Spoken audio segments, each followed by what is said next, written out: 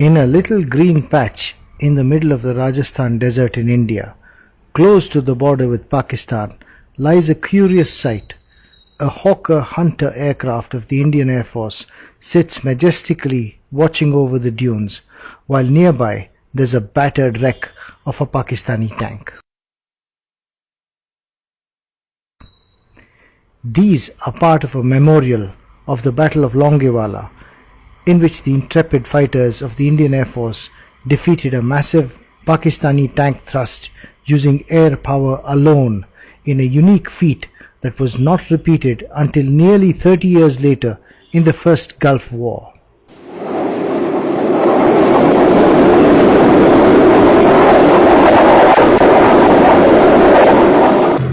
By the time war broke out between India and Pakistan on the 3rd of December 1971, Pakistani soldiers had already massacred 3 million Hindu and Muslim civilians in Bangladesh in a genocide unparalleled since the Holocaust.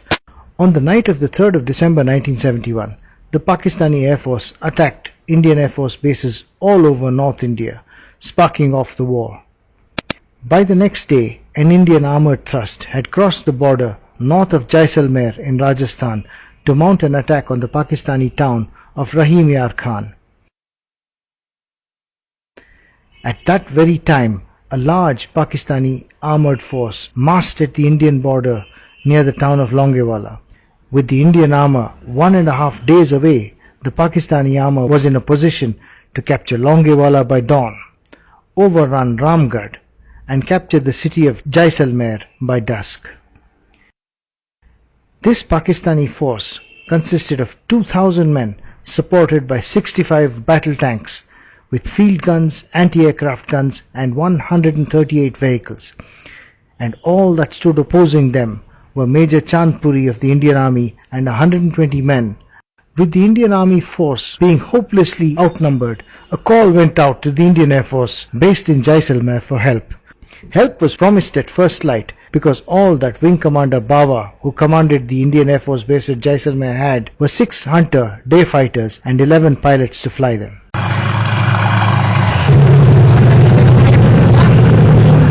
All through the night of the 4th of December, Major Chandpuri's men heard the noises of Pakistani tanks amassing. As they crossed the border, the outnumbered Indian contingent opened fire with all they had, which was not much, just a single recoilless rifle and small arms.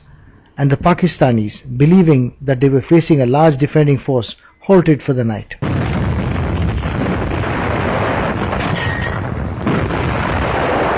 But at the break of dawn, the Pakistani juggernaut rolled on, little knowing that they would be used as an example to rewrite the history of warfare. The Hawker Hunter aircraft that operated out of Jaisalmer were armed with 4 30mm cannon and 12 anti-tank rockets, but the pilots had trained well and knew the sand dunes like the palms of their hands. The first 2 pilots took off at first light and were guided by an observer aircraft towards the attacking Pakistani armour. What followed was history in the making, as a tank thrust was defeated by air action alone for the first time in the history of warfare.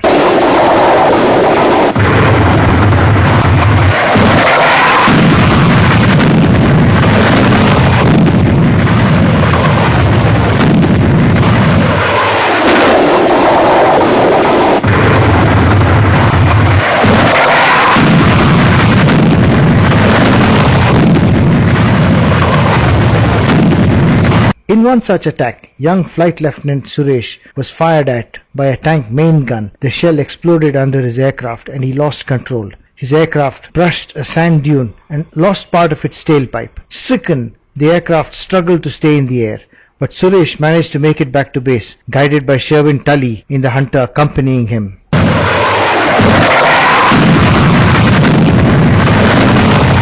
But the attacks continued relentlessly through the 5th and 6th of December.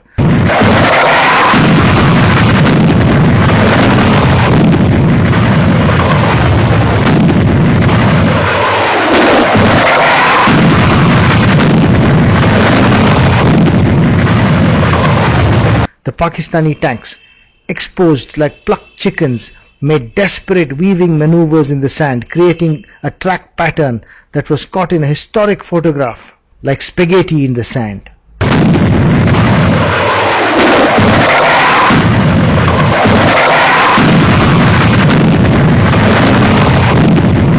The fate of the Pakistani armoured thrust is explained by the desperate intercepted message from one of the Pakistani tanks. हिंदुस्तानी हवाई फौज ने नाक में दम कर दिया है।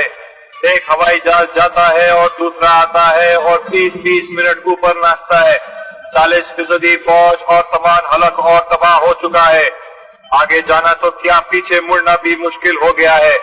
जल्दी हवाई फौज मदद के लिए भेजो, वरना वापस मुड़ना नामुमकिन है। In the end, the Pakistani attack was driven all the way back to where they came from, leaving in their wake 52 Pakistani tanks destroyed or damaged.